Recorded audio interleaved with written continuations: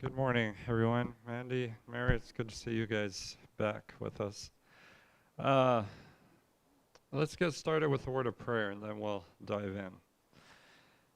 Father in heaven, thank you for this time we have to come together and study of your word. We thank you that we have another opportunity to do so. Thank you especially for the presence of Mandy and Mary, and that with the encouragement they bring, and just continue to be with their family and the things that they're dealing with. And be with all of us, Father, as we all are dealing with different things in our own way. Just help us to look to you for guidance. Help us to have clear minds and hearts as we enter into this time of study. It's your Son's name we pray. Amen. All right, let's open up to Joel. We are nearing the end of our study of Joel. We're in Joel chapter 3, more specifically. We are nearing the end of our study. And in this third chapter of Joel, since he is bringing his book to a close, this is the third and final section of Joel that deals with God's salvation. The book began with a message of judgment, small section on repentance, third section dealing with God's salvation.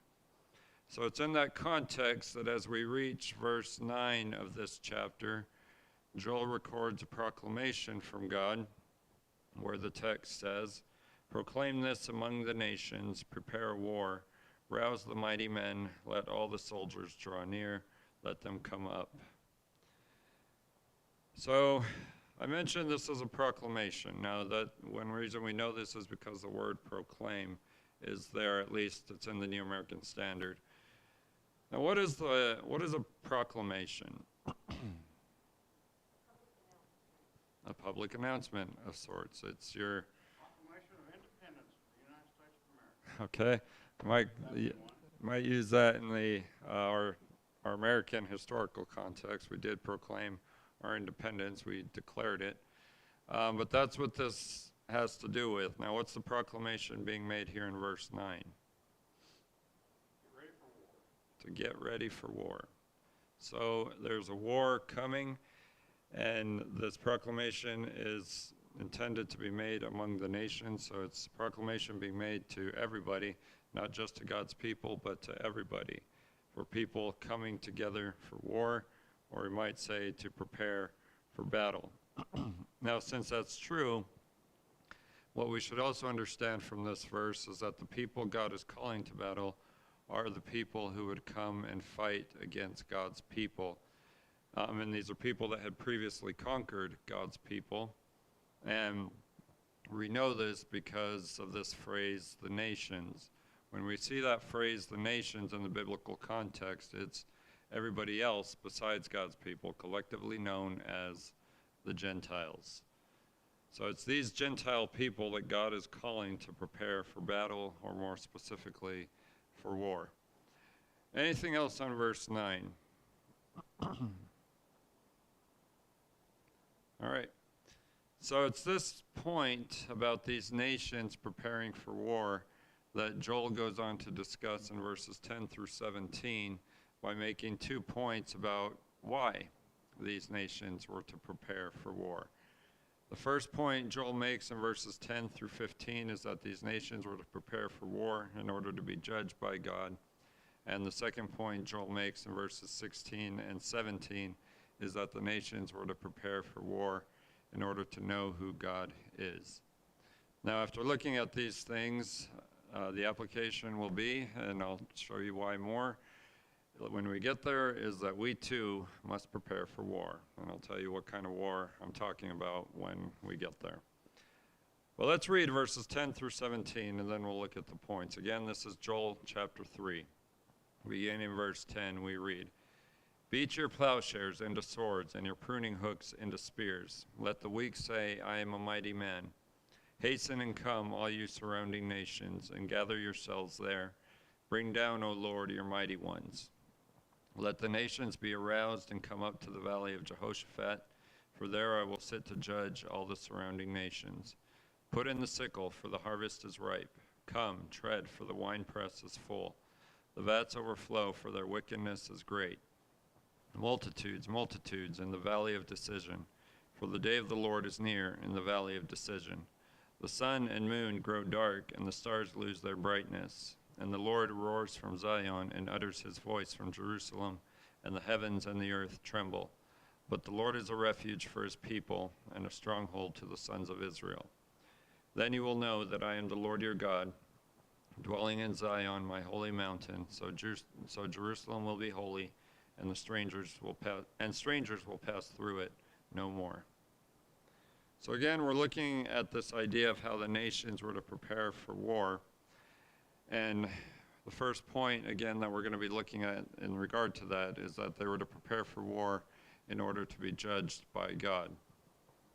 Now, this point is introduced in verse 15, verse 10, with another call. Now, here in verse 10, what are the people being called to do? Out of what?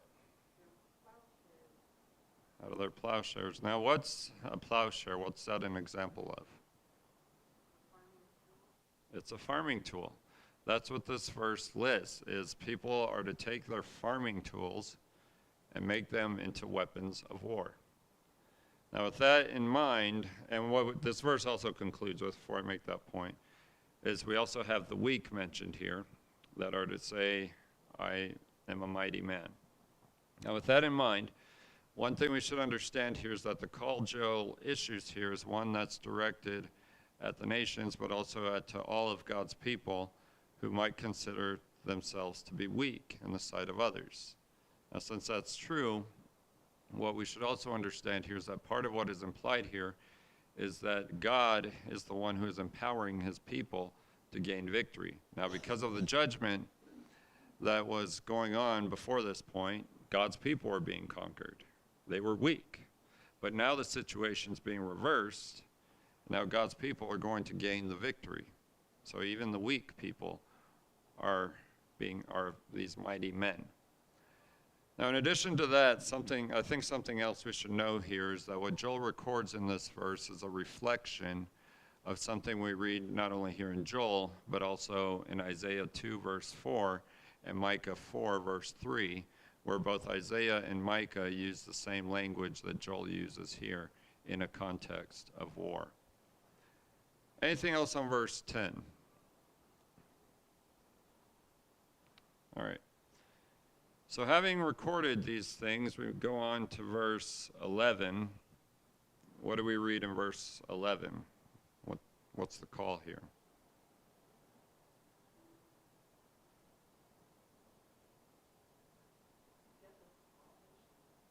All nations are to come together. The text says, at least in the American Standard, to hasten and come. Now, this does everyone have the word hasten there, or do you guys have something different? Okay. Miss Sandy, I think you were shaking your head. Do you have a different word? So you don't have hasten? Okay. You don't have hasten either? Okay.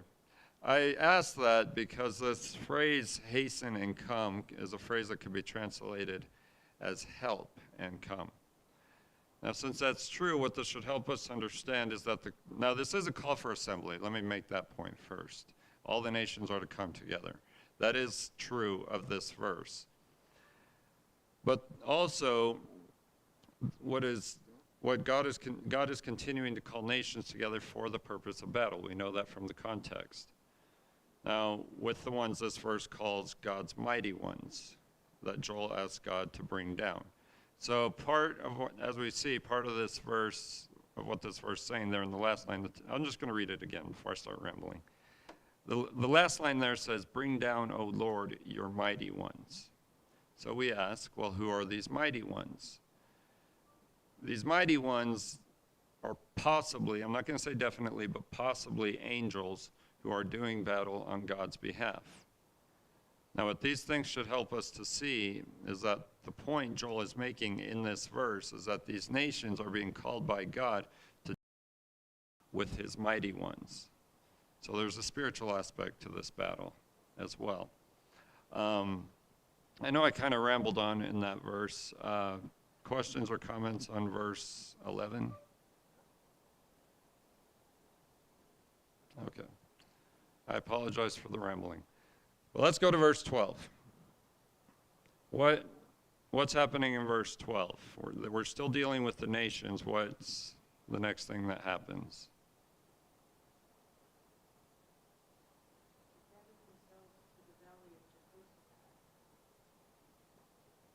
Why? What's God going to do at the Valley of Jehoshaphat? They're going to be judged. Now, we've already run into this concept of the Valley of Jehoshaphat. Can anyone remind me what it's about? I've told you once before. Does anyone remember? On vacation, I think. Yeah. That's okay if you don't remember. This Valley of Jehoshaphat, it's not necessarily a literal place, because it's a phrase that can be used figuratively to refer to the fact that God was going to bring all the nations that have been discussed together in judgment. It's just figurative language to say that God, in other words, it's just figurative language to say that God was going to bring all these nations together in order to judge them. Well, why do we know that? One reason we know this is because the term Jehoshaphat, it comes from a word that could be translated as judgment. When we reach verse 14, it's translated as decision. So the phrase Valley of Jehoshaphat is translated, let me just make sure on verse 14. I know we're not at verse 14 yet, but in verse 14, the phrase Valley of Jehoshaphat is translated as Valley of Decision. Now all that is why we can say that this Valley of Jehoshaphat is not necessarily a literal place. It's just part of this point that God is going to bring the nations together in judgment. But we'll talk about it more in verse 14 when we get there. Any other questions or comments on verse 12? Okay.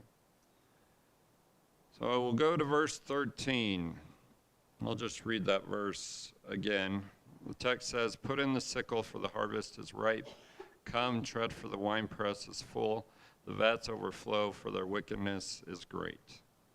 Now, when we read that verse, what kind of language is being used here?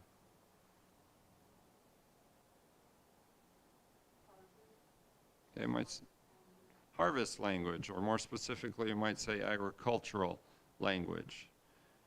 Now, what point is this verse making in using this language based on the last line of the verse? What are the nations guilty of, in other words? Evil. Great evil. Now, do you have the word evil there at the end of the verse? Okay. Evil. Now, the New American Standard has the word wickedness, but it's the same concept. It's a concept of evil. Now, it is agricultural language that's being used to make this point. Now, with that in mind, as far as the language is concerned, the language Joel uses here is one that has to do with what people do when their crops are ready. They put in the sickle in order to gather their crops. They tread on grapes in order to make wine when the wine press is full and the vats are overflowing. Now, those images are used to make the point that the wickedness is great. In other words, putting it more simply than that, God's had enough. Now, at in different scriptures that we run into in the Old Testament, there's this idea that God has had enough, but it's made using this agricultural language. It's time to do something about it. There's still evil in the world today. That's no secret. Now, you've heard me say this before. This evil is going to continue to go on.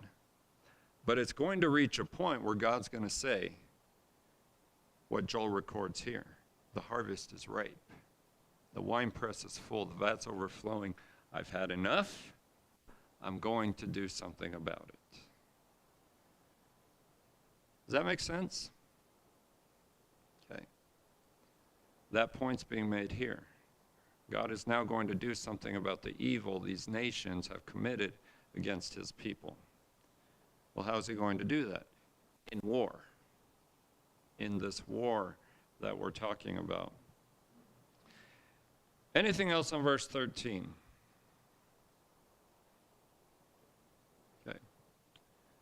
Verse 14. Text says, multitudes, multitudes in the valley of decision, for the day of the Lord is near in the valley of decision.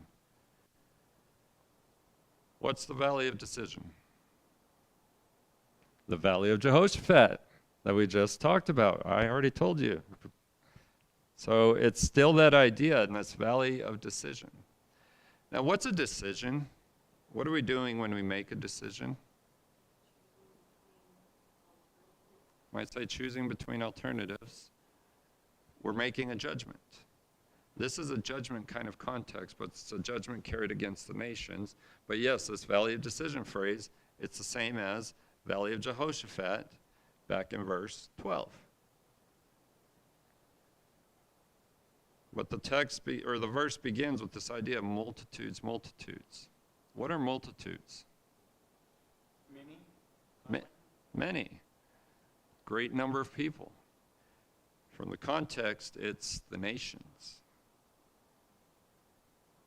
Not one nation, but all the nations that God is going to deal with. It's a large number of people, or as Don said. But something else this verse tells us about this judgment context is that this judgment is called the day of the Lord. Now, we run into that phrase, the day of the Lord, a lot in the scriptures. What is the day of the Lord?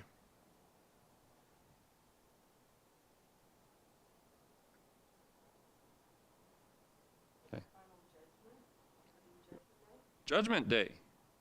Now, in our mindset, we think of it as that final judgment that's coming. But it's not just that final judgment. In the biblical context, that phrase, the day of the Lord, it's any time God carries out his judgment. That's the day of the Lord. It's the day God is going to do something. So I say that because when we run into that phrase in the Old or the New Testament, we have to be careful with not always picturing it as that final judgment. It's just any time God carries out his judgment. Now, it does include that final judgment, but it's not exclusively that. Questions or comments on verse 14?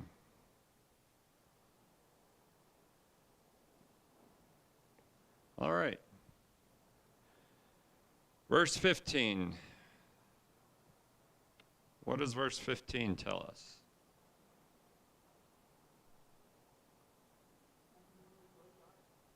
The sun and the moon grow dark, and the stars lose their brightness. How does yours read about the stars, Sandy? Diminish, okay. So diminish their brightness, lose their brightness. Now, with this verse in mind, in this verse, Joel is using language that is commonly used in Scripture in judgment sections. Now, the language Joel uses here is similar to the one he used back in verse 31 of chapter 2, where he said, still this day of the Lord idea, that on the day of the Lord described in chapter 2, he also said, the sun will be turned into darkness and the moon into blood before the great and awesome day of the Lord. That's not literal. It's just emphasizing that when God comes in judgment, something is different is going to happen. Now, applying that here, as we see in the text, Joel is saying that the sun and the moon would grow dark and the stars would lose their brightness. So the picture Joel is painting and using this language is that the things God originally created to give light would now become dark. At that time that he would come in judgment on the nations being discussed in these verses. Now again, we have to remember this is figurative language Joel is using to emphasize the fact that God was coming in judgment. Questions or comments on verse 15? All right. So verses 10 through 15 are all one point. The point we should see from verses 10 through 15 about why the nations were to prepare for war is that the nations were to prepare for war in order to be judged by God. In these verses, Joel has shown that one reason the nations being discussed in these verses were to prepare for war is because they were going to suffer the judgment of God in that war. According to these verses, one reason that was going to happen is because their wickedness was great. As a result, God was going to judge them and do so through the war that is being discussed in these verses, along with the mighty ones of verse 11. So we move to the second point in verses 16 through 17. Nations are to prepare for war in order to know who God is. Now, as we know, that point is introduced with verse 16. According to verse 16, what does God do?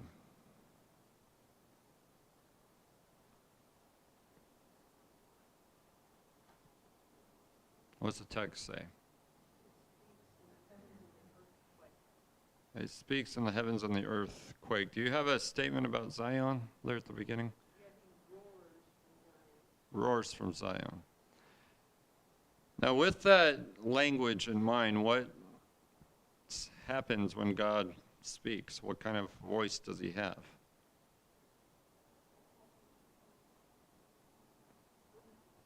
It's a booming kind of voice, a frightful one, very powerful one. So, breaking this down a little bit, in the first three lines of verse 16, Joel is picturing God as someone who's roaring from Zion and uttering his voice from Jerusalem, and again the heavens and the earth tremble in result of that. We'll get to the next part here in a few minutes. So one thing we need to understand is that the idea of the heavens and the earth trembling is let me ask a different question here. When you're trembling, what state are you in? Well, What'd you say, Don? I didn't really say anything. Oh. We had answers that I agreed with, although it could be other things too. It can be trembling with the cold or that kind of thing too. Okay. There's other things, but I usually think it's fear Okay. first. Okay. Then All right. other things. Okay. So let's make this a little more personal to the text. If God speaks and you start trembling, what response have you had? Fear. Now, that's the response here. When God speaks, everything responds in fear with trembling because of the power of God. But the verse doesn't stop there. We go on into the last two lines. The text says, "But the Lord is a refuge for his people and a stronghold to the sons of Israel." Now, in these last two lines of the verse, what's being said about God?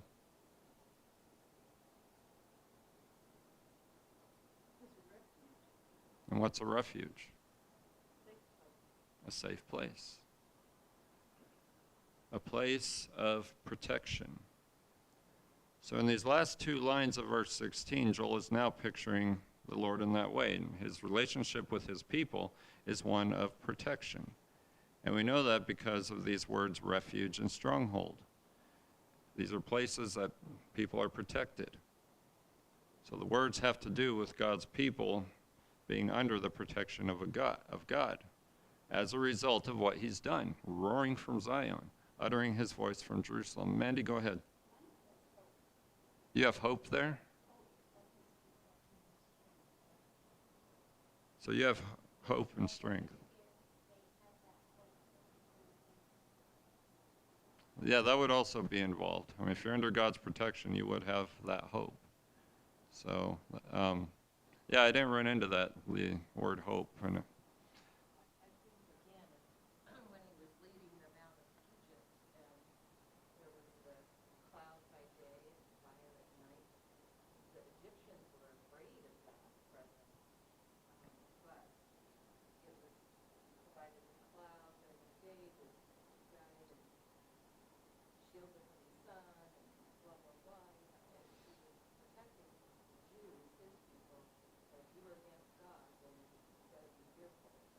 Exactly.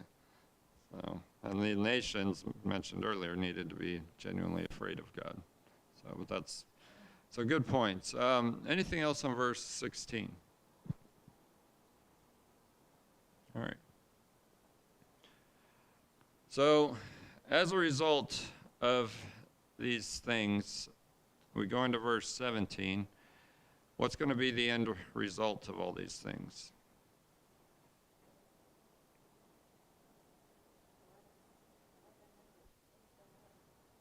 Let them know that he is the Lord. What else does verse 17 say? Where's God dwelling?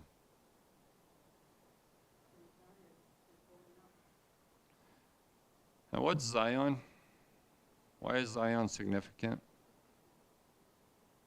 Give you a hint, it's right there in the text. It's where God is. Now, in the Old Testament mindset, you're a Jew living under the law of Moses. Where does God live? In the temple. That's what this Zion and Jerusalem is about. That's where the temple is located. But part of the idea here is that God is going to once again make his presence there with his people. Now, because of the judgment that's gone on that we dealt with at the beginning of the book, God's presence had been removed.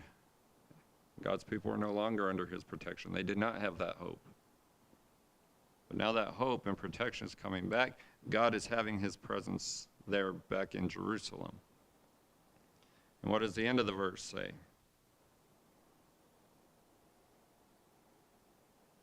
After Jerusalem will be holy.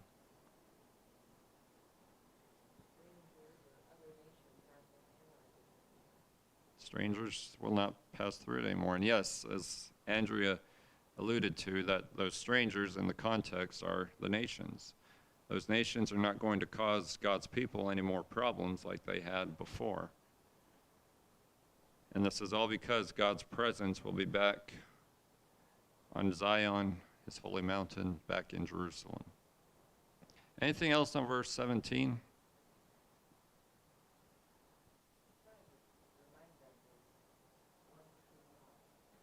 Right.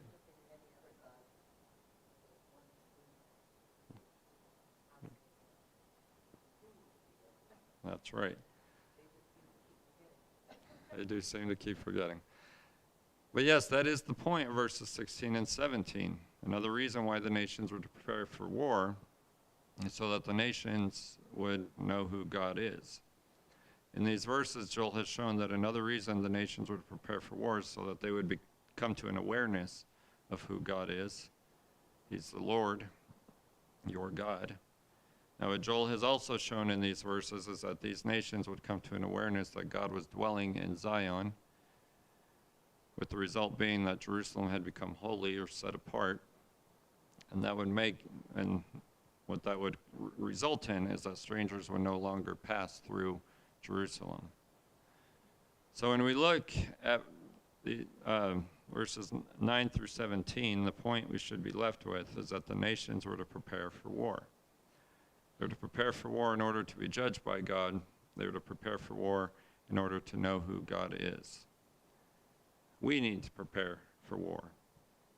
We are engaged in a war, but our war is not of a physical nature. We are at war with the spiritual forces of this world. So we need to be prepared for that war. Well, how do we prepare for that war? Ephesians 6, verses 10 through 17. Put on the full armor of God. Be strong in the Lord. Now, if we do these things and rely on God in doing so, then we will be prepared for the spiritual war that we are engaged in. Now, again, that's just some application. Any other questions or comments? All right. Don, will you close us tonight?